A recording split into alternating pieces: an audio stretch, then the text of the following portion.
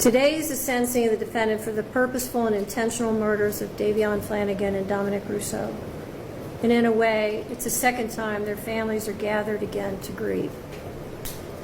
It's also a day when Mackenzie's family will grieve for the future of their daughter. All three of these families and the friends of these families are suffering, and all of their lives have been irrevocably changed because of the actions of the defendant. Meet McKenzie Shirilla. She was sentenced to 2 consecutive 15-to-life sentences for the murder of her boyfriend Dominic and friend Davion. Today is the sentencing of the defendant for the purposeful and intentional murders of Davion, Flanagan, and Dominic Russo. And in a way, it's the second time their families are gathered again to grieve. It's also a day when Mackenzie's family will grieve for the future of their daughter. All three of these families and the friends of these families are suffering, and all of their lives have been irrevocably changed because of the actions of the defendant.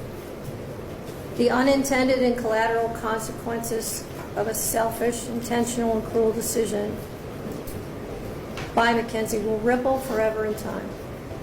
It's literally changed history because it's ended 2 lives. 2 young men are dead. Their deaths were horrible, terrifying, and tragic. I will say again, if any reasonable person reviews Exhibit 802, there can be no doubt in your mind what happened this night. There can be no doubt of the absolute terror of the 2 people in that car. The defendant controlled all the events. She chose the day. Specifically, she chose a day just before her 18th birthday. She chose to drive the car, the time to drive the car. She chose an obscure, previously scouted route through an industrial parkway. She chose the target to hit and the victims. She chose the means and the method to follow through. And she planned and purposefully executed the events of July 31st, 2022.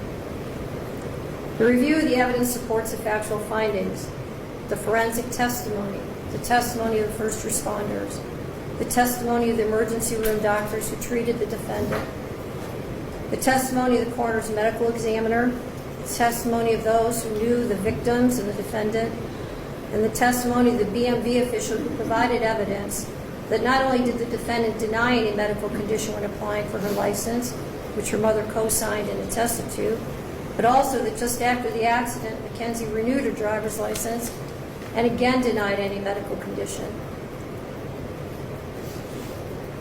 In fact, the defendant was so concerned about driving that, as the state mentioned during the investigation, she asked if they could just suspend her license for 10 years.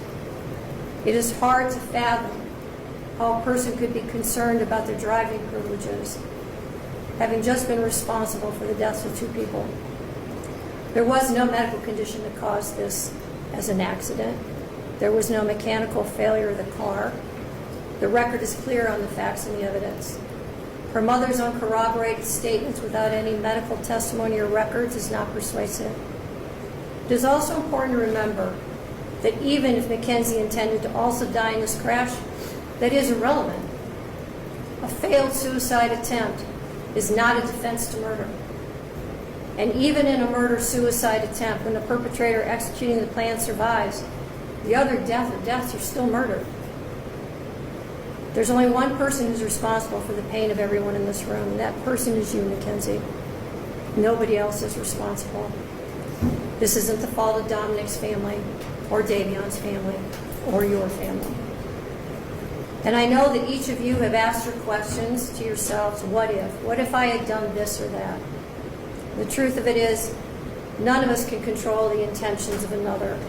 And when there is a purposeful intent to harm or kill someone, it is the perpetrator alone who bears the responsibility for the choice and the consequences and the harm that follows.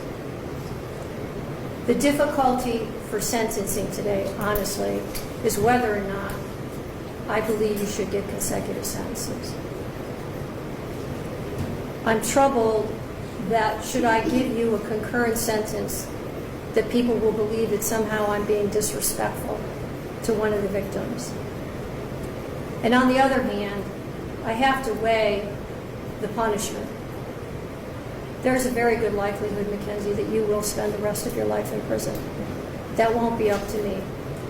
That will be up to the parole board, and that will be up to you to a great extent.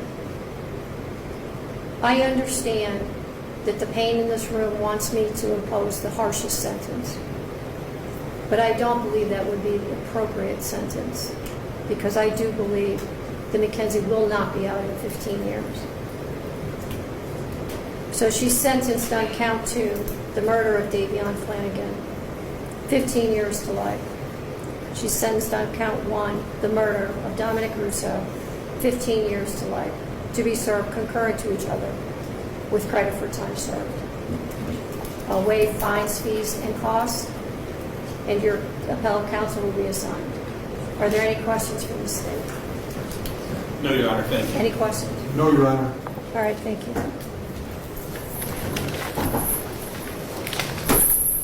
Oh, and by the way, she killed them by running her car into a brick wall at over 100 miles per hour.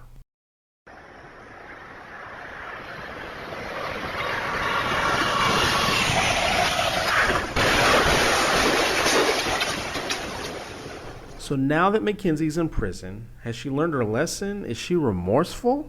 According to some people that met her while she was in prison, the answer is no. Yo, my name's Kat, and if you don't know, I was in prison with McKenzie Shirilla. Don't believe me? Hold on, I got you. Let's fact check. So we got Miss Shirilla here, institution, Ohio Reformatory for Women, admission date, August 31st, 2023, okay. Now we have me, institution, Ohio Reformatory for Women, admission date, April 10th, 2024. All right. Meet Kat. She was in prison with Mackenzie and has made several videos detailing her experience with her. Got that clear. Let's talk about the documentary that just came out on Netflix, The Crash, about Mackenzie, because oh my God, do I have some shit to say. Foremost, I want to shout out Netflix for making it and filming it in a way that is very, very evident to make Mackenzie and her family look like complete dumbasses. When I was in prison with her, it was at the beginning of her sentence. And the Mackenzie that came on to the Netflix was not the same Mackenzie that I witnessed in prison. I am so glad that they made sure to throw that clip in there that shows her lawyer was there with her, because that's the only reason Mackenzie even went on Netflix. Was one, because she thrived for fame even while I was in prison with her. She thought that she was going to be the princess of the prison. And she also went on there thinking that it was going to help her with another appeal that's going to get denied. We understand that, correct? Let me tell you something. Mackenzie Shirilla did not walk around that prison yard with an ounce of remorse. Mackenzie Shirilla did not walk around that prison yard thinking about those lost loved ones that she claimed to think about every single day. Mackenzie Shirilla walked around prison thinking, how is she going to get in with the cool kids, which in prison, Mackenzie Shirilla did not relate to them at all. But as you can see by this new Mackenzie Shirilla that just popped on the Netflix documentary, she's really trying hard. She's had to get harder. She doesn't even talk the same. The way that she talked in this documentary is not even how her voice sounds. I'm just being honest. She's got a rasp to her voice, and that might be because in there she's starting to do rugs, which I've heard through the grapevine and other inmates that she is, which is what it is. It's bound to happen. You're in there for life. When I was in there with Mackenzie, all she cared about was doing her makeup, walking the yard with her 1 or 2 friends that were also very similar to her, young girls, social media influencer wannabes, thinking that it was a high school like popularity contest. Now in the documentary you can tell, because it's been a couple years by now, you can see she's been broken down. You can see that she was starting to hang out with the lifers, which are more, I don't want to say institutionalized, but yeah, institutionalized and like harder, I guess you could say, and clicked up with each other. And you can tell just by the looks, and I hate to be like whatever, but as somebody who was in prison and in prison with her, you can tell. Mackenzie's story when she was in, like when I was in prison with her, was that she was high on shrooms when this accident occurred. And it had never came out in any documents that it had been, that she had gotten her blood tested for the shrooms because it's hard to test for. A lot of states don't.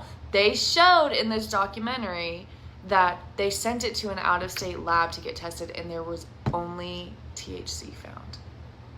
So now, like, girl, I already knew that you were lying, but now it's like you're just making up a huge story with no evidence to even try to back you up, so you look even more guilty. You don't care, like, that you took these lives. She walked around, never saw her cry. Are you kidding me? If I was in there, she walks around thinking she's gonna get out. Now, like I said in this documentary, after her appeals getting denied and stuff, I think it's kind of dawning on her that, baby girl, you're finna sit down. You better get in where you fit in, Shirilla. And Dom, and if you think Mackenzie going to prison was the end of her being in toxic relationships, let me tell you something. She was in like 4 in the short span that I was in there with her inside the prison walls. She thrives for that. She lives for that. And her mom, I'm sorry, Mackenzie was like full-fledged, old enough to know what she did, but her bozo-ass parents fed into this 100%. Even in prison, Mackenzie's batshit crazy mother was funding her prison lifestyle and making it as comfortable as possible. Mackenzie had everything you can imagine inside prison and more. All the makeup, all the like limited item stuff that like you have to buy, Cash App this, Cash App that. Mackenzie had it. Her mom enables her. Her family enables her like no other. They see no wrong. They're delusional. And Mackenzie has to get it from them. And then the saddest part of it all, which is already evident, is like, of course Dominic and of course Davion, both of them. And if you notice, and I can say this as a mom myself, the mothers of either one of them like refuse to be on any of these. But Mackenzie's mother never turns an eye to a chance to be on social media, on a podcast, on a documentary when it comes to Shirilla, because she could care less about those victims. Mackenzie's gonna have a hard life. They don't have any air conditioning in prison and no RW. It's gonna be a hot summer. And she's got 15, and baby, she's not gonna get parole on that first time. She's in there bullshitting. People have told me. It's in her records, her disciplinary reports. They're not gonna give her that. Her victims' families are going to show up. And that's not all. Mackenzie was also in a relationship with another inmate. And that inmate is also sharing her experience with Mackenzie as well. What up, what up? I'm Kat, and I'm here with some inside scoop. I'm here with Cheyenne, and she has all the deets to let us know about McKenzie Shirilla in prison, up close and personal, and what it's like to be in a romantic relationship with her. What's up? All right, so the first thing I think people are going to want to know is, like, how did you first meet Mackenzie? So at the time I was friends with this girl Juice, as what she was going by in there, because everyone in there has nicknames. Right. And she was dating Mackenzie's friend. I had no idea like what she was in there for at the time, nothing like that. So I was like, Juice, what's up? Because everybody in there, like, last video gay for this day. But I'm pretty sure I'm out. I'm really gay. I'm not. I was like, so what's up, Juice? I see you walking with those 2 girls all the time. I didn't even know her name, didn't know her case, none of that. She's like, oh, I'll ask her what's up. And then she ends up going up to her, comes back to me the next day like, oh, she's been looking at you. She thinks you're cute. She said she's been looking at you since you got here. And at this point, I only had 7 days left. I literally only had 7 days left. Got locked up when she caught her case. Didn't know nothing about that. So I'm like, okay, tell her what's up. And then that's how we met. We met the next yard because it was like 2 or 3 yards. We met the 3rd yard, walked around, we're talking. And I was like, okay, we get back to the cottage. Okay. I was like, okay, Juice, she's cool. And then that's when Juice dropped the bombshell on what she was there for. Because I didn't really come out the cottage. Yes, it's very gossipy in there, but we were in separate cottages. She was in like Wheeler for the lifers. Right. And then Shirley too, Rogers too at the time with Juice. And that's how we met. That's how I learned about the case after that. And then at that point, me being a true crime buff, I'm like, okay, I want to hear it I from want the the tea. side. Yeah, I want to hear it from the killer side and hear what she has to say happened. Right. Okay, so what would you say like her first impression? Because you know a lot of people are like so consumed by the fact that she was like this mean girl, like suburban girl, wannabe TikTok influencer, like Instagram girl. Would you say that like your conversations and like experience with her kind of like reflected that image that they paint of her? At first, like I didn't see that at all. She was just kind of like bubbly, like still happy, which I don't know how when she's going Right. through space. I But don't yeah, get it. bubbly, happy, always had like gems in her hair, always, like you said, full beat of makeup, all that. So at first I didn't think that until we started like through the 7 days and I was like getting to know her more, trying to dig more. Yes, I did see that. We'd be like walking behind people that didn't have much because they don't have family on the outsides. And she'd be like, oh, state baby, or like mock their walk, make fun of their clothes. And I kind of told her, like, yo, that's It's kind just of not, yeah, malicious. And that's when I started seeing, like, okay, a different side of her. yeah, maybe like, because the internet will say anything about anyone without knowing them. Right. Like, being that true crime buffer case being so big, especially me not knowing that I finally learned about it. So I didn't have the outside knowledge of Right. crashing the car and doing all that. So when I heard everything from that, I was like, all right, let me try to get what she says. And there's like a real story that she has on her side, which I'm not going to say I don't know which one's Right. true. I'm not the law. I don't get to decide that. But I saw a cat's video and I was like, oh, I can add in some knowledge on it. Right. So I know we're not going to go into detail like about what she specifically told you about her case, just out of respect for what her situation is. But like from your experience with her, would you say that she ever really like expressed like guilt or remorse about the two people passing away? No, she didn't. She did not. She just kept going to the fact. She told me that her dad hit Dom's dad, which was her boyfriend at the time, Hmm. at her to be released. Did not think that she did it. It was she still talks to the mom that they know that she didn't do it. She didn't mean to do it. But then when I got out and saw like the mom was like, yeah, she Advocate, yeah. it was so like she was very manipulative, tried to spin the story in like her favor. That's crazy. Because I know you mentioned like her talking about like you being like, or her asking you, oh, you don't think I'm gonna get out? Did she ever like share plans for when she got out with you? Like, would she ever talk to you like she was getting out? I'm just Yeah, curious. yeah, all the time, all the time. Like we'd be talking, and she'd be like, when I get out, we're gonna like be together and stuff Oh like yeah. all the time, which kind of blew me because your case is from your dude. Like you killed your dude and you're out here saying like you love him. Oh, she said is like called him like her little nugget, like that was their nickname and stuff. And she like I don't know, it was crazy because from time to time she'd be like, okay, I love him, I didn't mean to do this, blah blah. And then yes, when she get out, she'd be like, okay, I'm gonna get out, I want to be with you, I want to see you, all this other stuff and things like that. And I kind of asked her like, you don't reflect back on all that stuff, like it doesn't like make you feel bad that you're in here looking for someone else? Because like you said, I just wanted to get the scoop because like Right. that really interests me. And Right. he was like, no, some time has passed. Like I said, his dad didn't want me to go down. His mom don't want me to go down and all this other stuff. And then she'd backtrack and be like, don't ever tell anyone I said any of this. Cause Yeah. she Because she like, knew. She's she like, also told me like her lawyer was going through the car and saying that it malfunctioned. The car that she drove has had recalls. histories of yes recalls and malfunctions and all that. That's what she was telling me in there. So for me, I'm thinking like before I saw her like how she was acting with the people walking and stuff. I'm like, oh my god, I kind of feel bad for this girl. Like that did happen. She lost her boyfriend, and she's about to spend her life in Right. prison.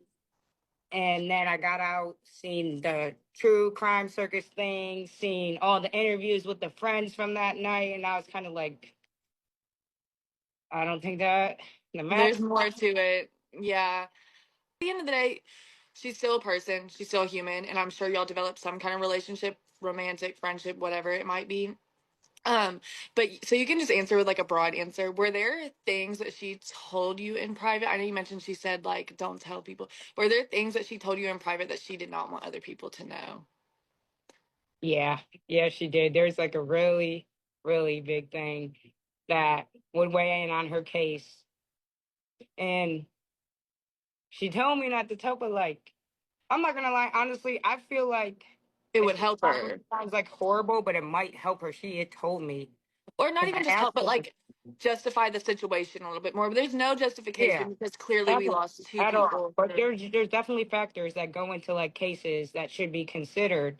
And I tried to tell her because she's so young. She's so young, Yeah, and the choice she made is like life changing. Because she dropped a bombshell. Like I didn't even know like this was part of the case at first until I got out. So right, she told me like they were trying to say she was on drugs and shroom bars because I found it all on her.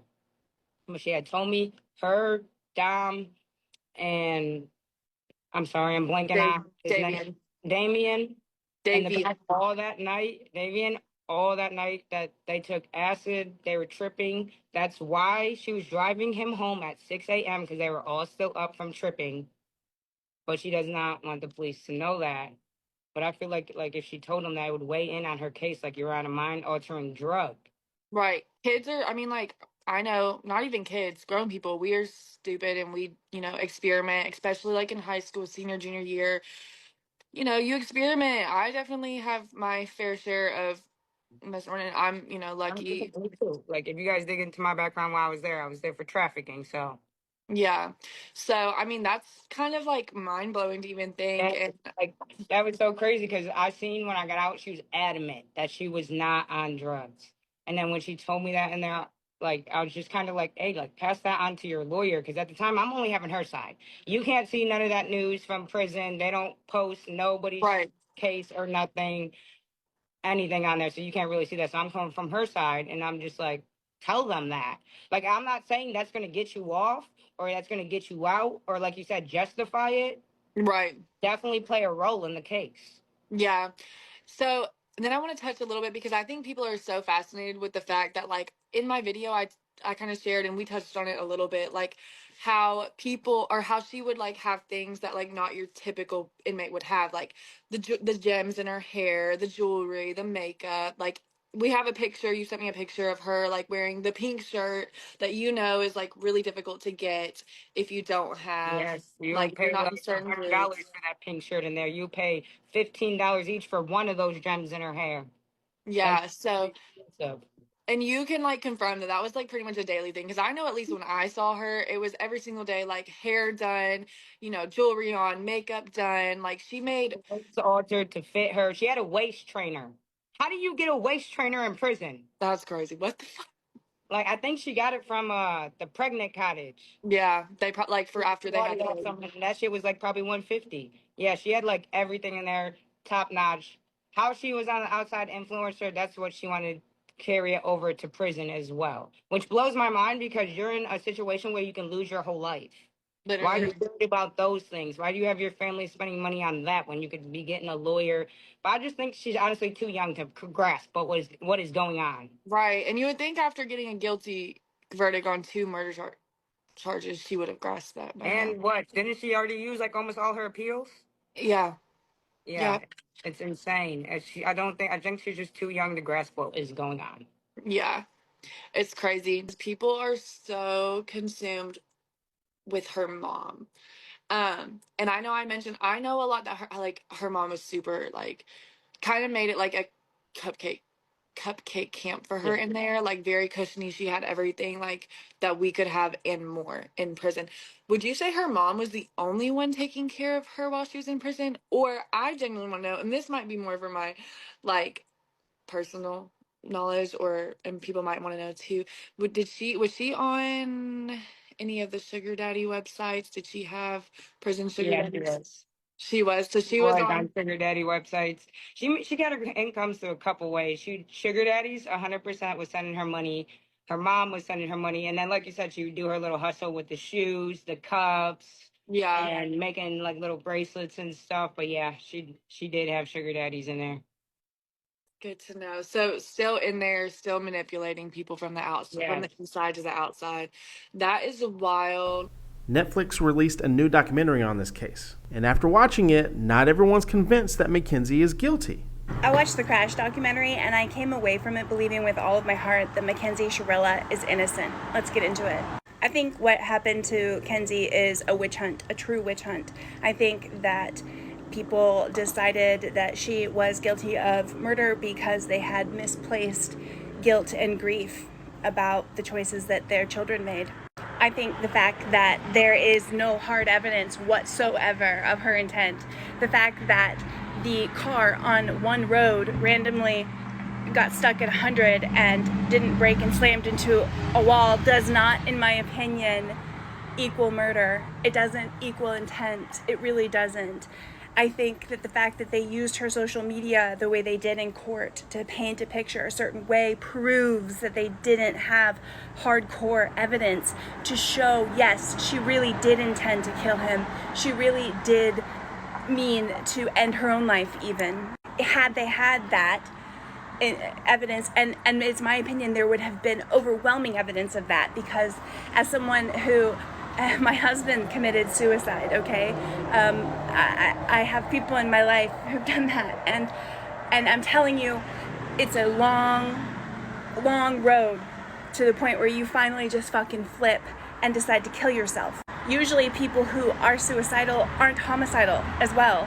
And the fact that there was just a random person in the backseat, Davion as well, who hadn't done anything to her at all, was not involved in any of their drama at all, also to me just proves that she had no intention whatsoever to hurt herself or them. You're trying to tell me that a 17-year-old girl woke up at 5 o'clock in the morning after sleeping peacefully for hours on her boyfriend's lap, on Don's lap, while he was gently and lovingly petting her hair, that she woke up and got into her car, climbed into her car, and calmly drove all the way to Progress Road, where she calmly turned, using her turn signal, onto the road. You could even see in that video, whoever is sitting in the front seat, I think it was Dom, was his phone lit up. He was looking at his phone. He was probably just checking his shit. And then something happened. There was either a medical emergency or some kind of mechanical something that happened that caused the car to do that. I think that the reason why it was moved from drive to neutral twice is perhaps because they were trying to see, oh my God, can we get the car to stop? Like because maybe Kenzie had passed out or something. You know, we don't know. We don't know. They don't know. It's unknown. But you cannot get me to believe that because a teenager, a 17-year-old girl, smokes weed and sometimes does shrooms and has an on and off again relationship with her 3 years older than her boyfriend, high school boyfriend, that she's a murderer? Do you hear yourself? Do you really think she just woke up randomly? Just that morning, just decided?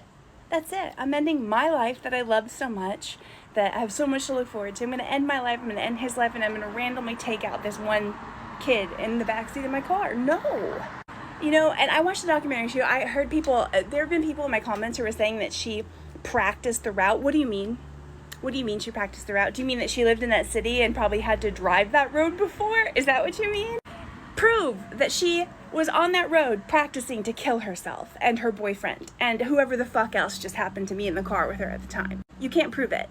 You guys, it's scary. It's scary, and then I think you're dumb, to be honest. And the reason why is because it's like, damn, y'all better not hope that this happens to you and that you end up in a room full of people where there was an honest mistake, there was an honest tragedy that you were not responsible for, but you're the only one who survived. And then you wake up and everyone thinks that you're evil and that you caused this on purpose. God, I hope that never happens to you. Because you're all so willing to take such tiny shreds of evidence to absolutely just destroy somebody's life. A 17-year-old girl's life, nonetheless. And I get, especially with Davion's dad, like, I have feelings about him and the things that he said and the opinions that he, drew. And, as someone who has a family member who died in a tragic car accident, as someone whose grandmother had to bury 3 of her 6 children, whose cousin has buried 2 of her 3 children.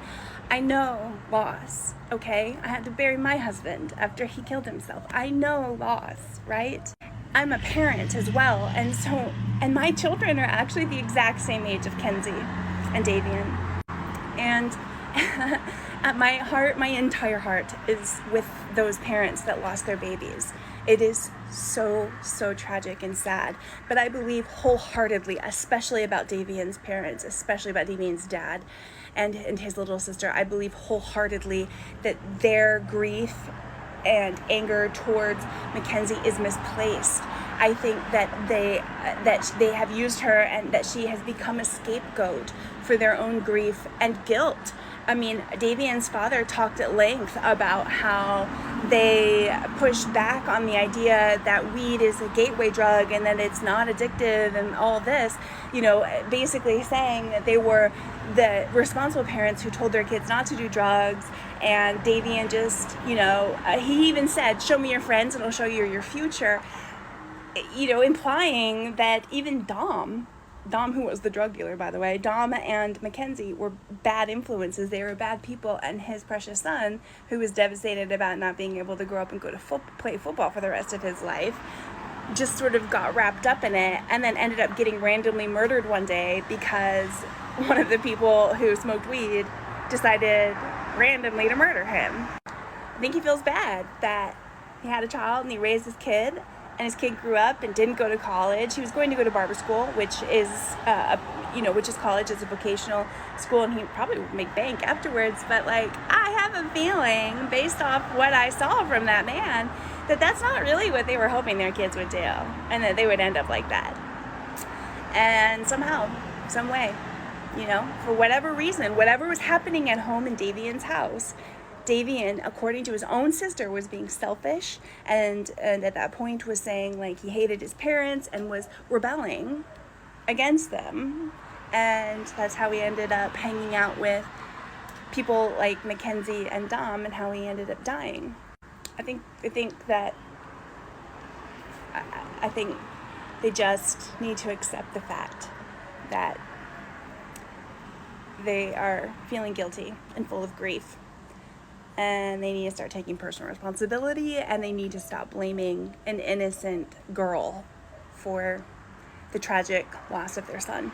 People forget that, Dom was 3 years older than Kenzie.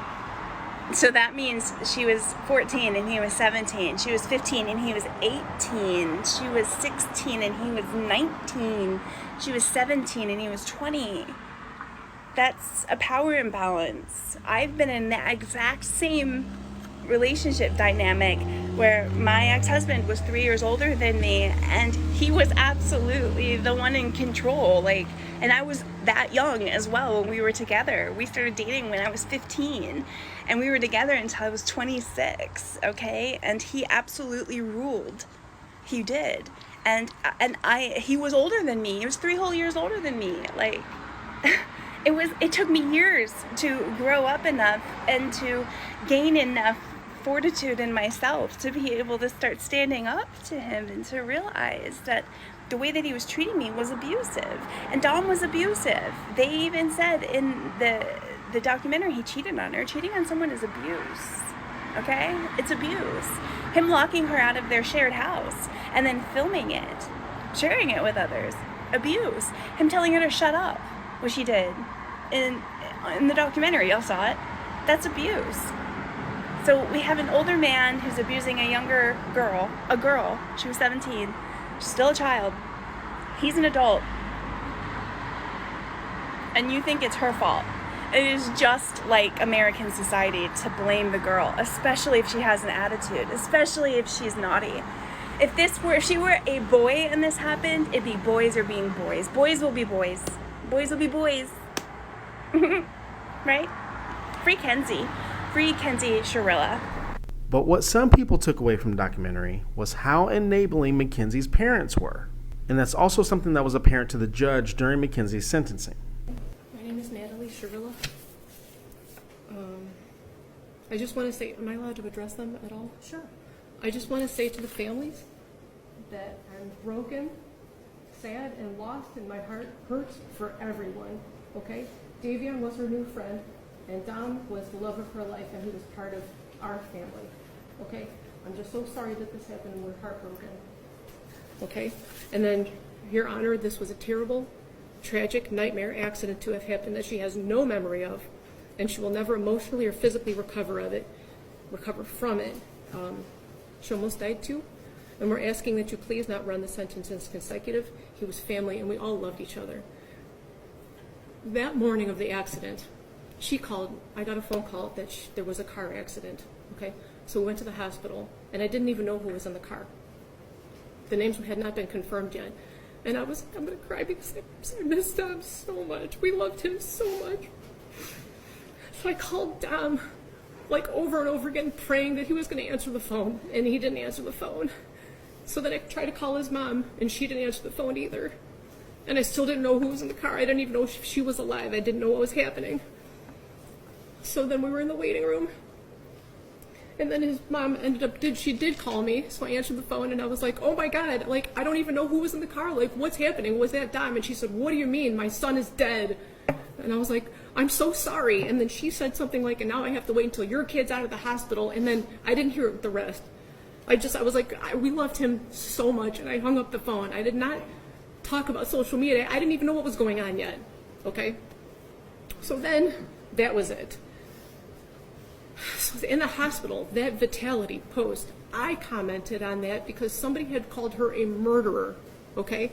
And she's not a murderer, so she didn't even have her phone at that point because the police had still had it, okay? So I jumped on, and I was like, you know, she's not a murderer. She's more sad than most of these people commenting. She's been trying to get in touch with you. I mean, at that point, it was just an accident. So I commented on her behalf, not because of the modeling opportunity. Who cares about that? I don't want them to refer to her as a murderer, okay?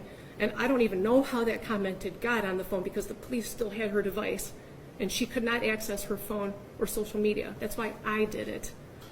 And I had called them asking if they could shut down social media because people were calling her a murderer and making death threats and organizing groups to, you know, take her out when she got out of the hospital and stuff. So I didn't even want her phone. I don't care about her phone. I don't care about social media.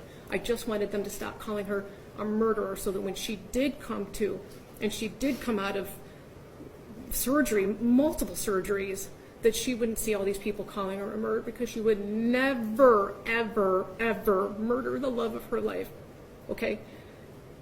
Halloween, for 3 months after the accident, she would only wear his clothes. She would only eat the snacks he ate.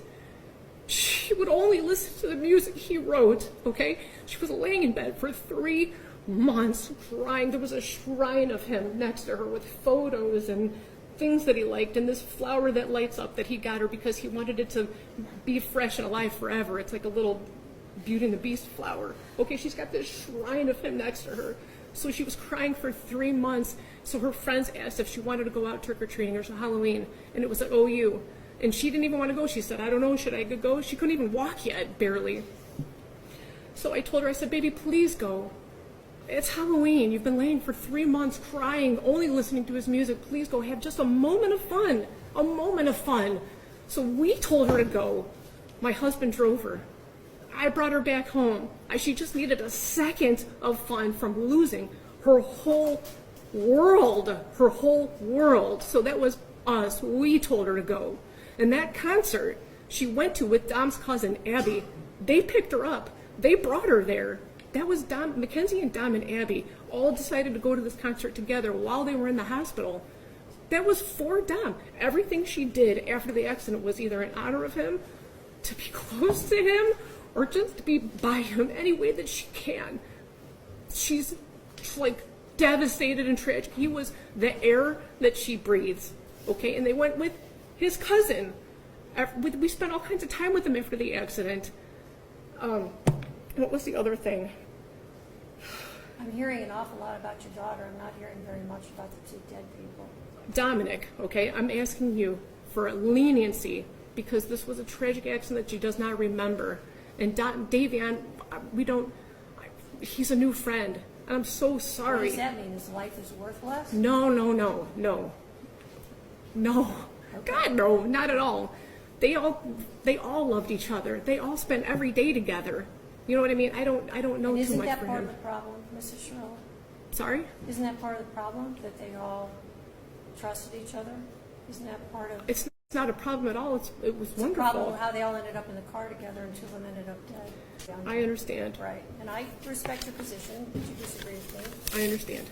But anyway, that's it. I just wanted to address those. We told her to go to those things, and then she did go with Dom's family. So look at that. Don't look at it with the look on that with different eyes if you can, please. Those things are not relevant. Not at all. Not at all. Not at all. I But agree. she's a good. If you would have a moment, all you would need is 5 minutes of a conversation to have with her to learn who she is. Just that, you would just need 5 minutes to learn who she is and what she's capable of not doing and doing, and you would see for yourself. That's all. I'm so sorry, guys. Thank you. I'm sorry. I love you. But what do you think? Let me know your thoughts in the comments below.